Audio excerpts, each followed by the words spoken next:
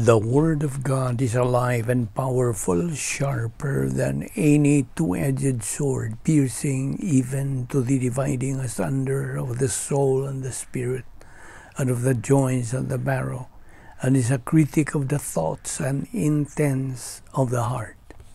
Ang tibuok nga kasulatan, gipaginhawa sa Dios ug may kapuslanan, alang sa pagpanudlo, alang sa pagpamadlong, alang sa pagpanulid, ug alang sa pagmatuto sa pagkamatarong aron ang tao sa Dios mamahingpit masinagkapan alang sa tanang maayong buluhaton. Good day everyone. Nausab sa atong mga subscribers sa Vic Balbido Evangelistic Ministry. Karong adlaw atong ipadayon ang atong giduputan na sa pagtuon bahin sa The Winner. O galang kanimo magtotoo, you know what to do, aron ikaw mahibalik kanto sa imong pakigambitay sa Diyos, your fellowship with God, o mapunan o sabi ka sa Espiritu Santo, o andam ikaw sa pagpadayon sa imong pagtuon sa pulong sa Diyos. Apanalang kanimo dili pa magtotoo, ikaw gikinahanglan nga mugamit niya ng imong kabubuton. Duha ka bahin ka na, negatibo o positibo. Ang negatibo moingon og dili kong too. Apan ang positibo nagatuo kang Ginoong Jesucristo ingon nga iyang manuluwas. Kaya ang mga buhat 16:31 nagkanayon man sa in English, believe on the Lord Jesus Christ and thou shalt be saved. Okay. Karon atong ipadayon atong gisgutan. The Winner. Now, ito rin kong isgutan kining diferensya o kalahian tali sa Kingdom of God o ang Kingdom of Heaven. Now, kining Kingdom of God kay gingharian sa Dios. Mao kini ang kahimtang sa kamagtotoo nga pildiro sa kinabuhi. Ug nga kini siya dili angayan ni ining maong gingharian sa Dios. That's the kingdom of God. Apan ang ikaduha nga gingharian mao kaning gingharian sa langit. Ang present condition sa simbahan, ang simbahan ikaw ang magtotoo. So the church present condition dinhi sa kalibutan. Mo ni Kingdom of Heaven. So, mo na ang kalahian tali sa Kingdom of God and the Kingdom of Heaven. Okay. At tas Colosas 3:18-21 naghisugot kini og Christian family relations. Sa verse 22, yan ang maong libro sa Colosas. Nagkanayon kini sa in English, slaves, in all things obey those who are your masters on earth, not with external service as those who merely please men, but with sincerity of heart, fearing the Lord. Now, kitang mga magtotoo ni Ginoong Jesucristo, luwas naman ta. Okay? O kita labay lang kita. We are just passing by nining kalibutan na. Kay abi nimo ang kinabuhi God giingon kini nga kanang paglabay lang sa panahon. Life is just a passage of time. Niya kita karon ugma wanata.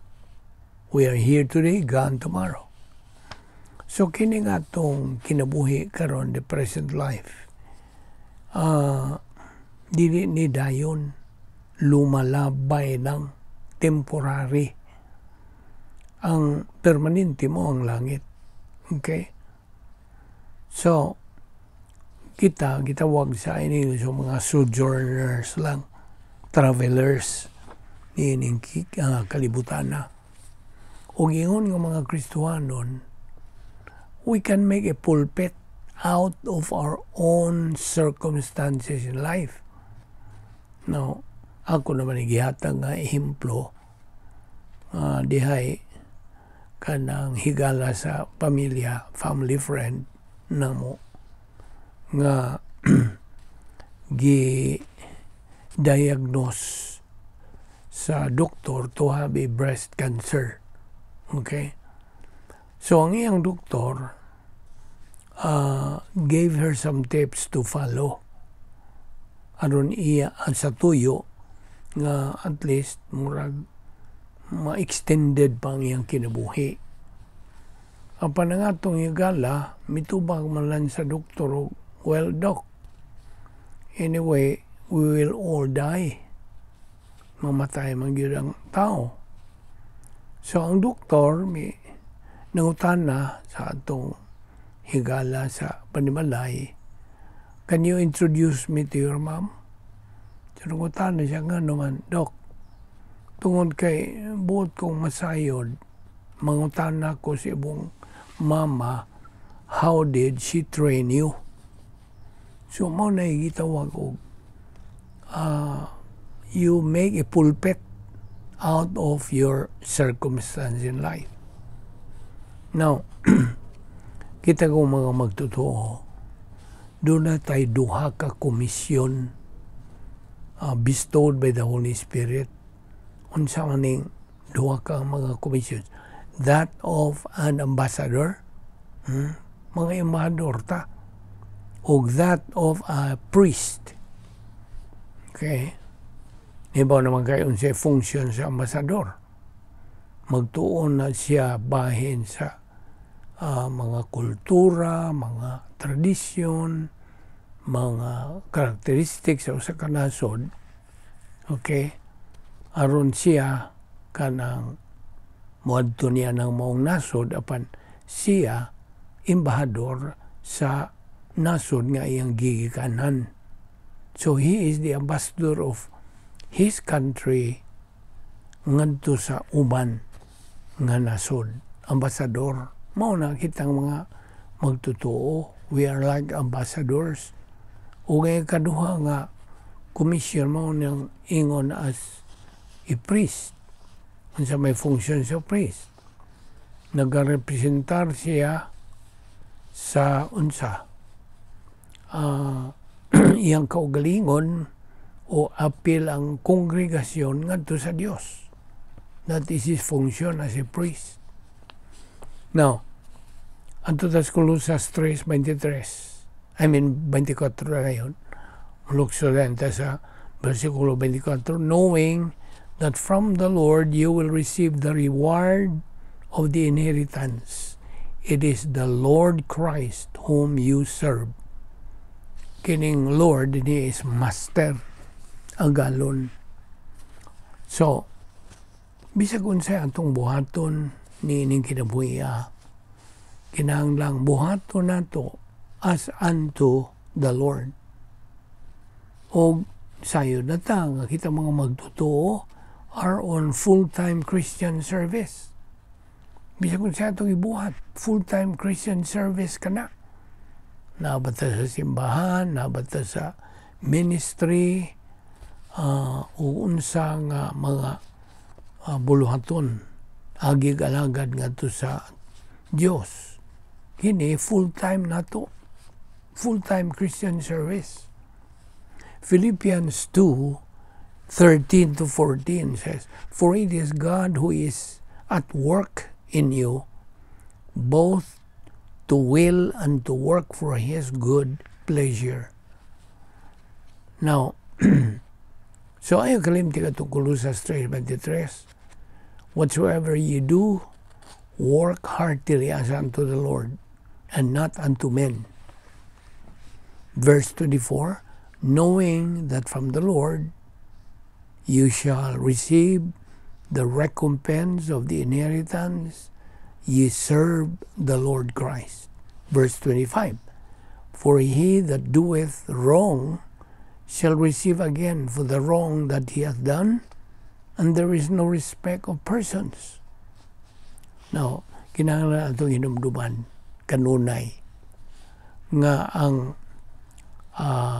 Kristohanong paagis pagkinabuhi dili kasagaran nga paagis pagkinabuhi o tungod kay di man kasagaran kining maong paagis pagkinabuhi kini nang inahanglan sabog di pod kasagarang paagis sa pagtuman ini. So our Christian life nang inahanglan og spiritual dynamics unsaon pinagi sa pag abanti sa atong Kristohanong kinabuhi pinagi sa unsa adlaw-adlaw nga pagtuon sa pulong sa Dios, daily intake of the Word of God. Ug diya sa bersikulo 24 kitang mga magtotoo gimanduan sa pag-alagad the Lord Christ. Lord, kurios sa Grigong pulong. Christ is our Lord's deity, ang iyang pagka-Diyos. Ang Pilipos 2:13, nagkanayon, for it is God who is at work in you, both to will and to work for His good pleasure. Verse 14, do all things without murmurings and questionings. Now, aron sa paglikay ni ining pagreklamo, pagbagot-bot, etc. Kinahanglan ta sa unsa proper legitimate motivation. So, una-una nga si Ginoong Jesucristo mao ang nag-una nato nga magdadasig. Concentrate on Him. Ipunting ang imong pangunahon na dinha kaniya. O lukpa ka na imong una sa pulo sa Dios. Gitawag ka nag post-salvation epistemological rehabilitation. So, baguha ka na imong una pinagis pagpuli niya sa una ng Ginoong Jesucristo. Pulihin ang imong mga tawhanong mga pangunahuna. 1 Corinthians 2:16, the mind of Christ. Yes. Kini nga ito na daw, mo ni una ni Ginoong Jesucristo. Imagine, pulihan ang imong tawhanong pangunahuna sa una ni Ginoong Jesucristo. O kita mga magtotoo, gimanduan magyud sa pulo sa Dios nga kita magapuyo diya sa sulod sa unsa dapit nga may gahom sa Dios, divine dynasty. Ang gitawag gini nato operational divine dynasty kay ang iya ni Ginoong Jesucristo nga dynasty samtang dinhi pa siya sa unang paganhi gitawag nga ito prototype divine dynasty. So ayan na nakalimti ha. Ang divine dynasty ni Ginoong Jesucristo sa una niyang paganhi gitawag og prototype divine dynasty. Og kini iyang gibilin sa iyang pag-ingon og tapos na tetelestai. Tapos ng tanan ang iyang gibuhat sa kaluwasan. So diya gidungan niya og bilin kining maong dynasty pero dili na prototype. Gitawag nag operational divine dynasty. So kung naa ka magapuyo,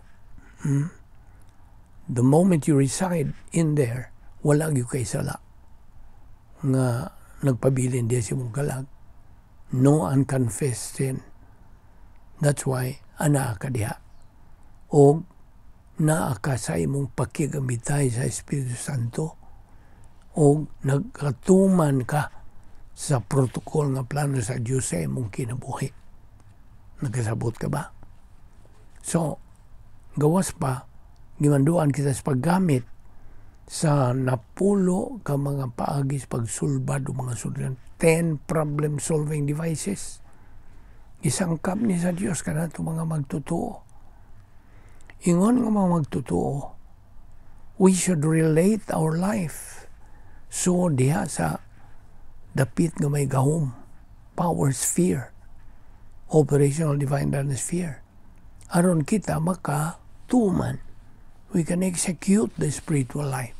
Di man ta ka-execute sa spiritual life kung tuwan ta sa gawas niini. So I hope nagklaro na nimo.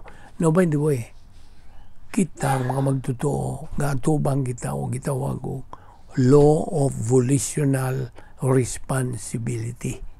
Balaod sa tulubagon sa kabubuton. Manigingos mga katiguangan o tinuyuan sa buot. Unsay magipugas, maupoy imong anihon.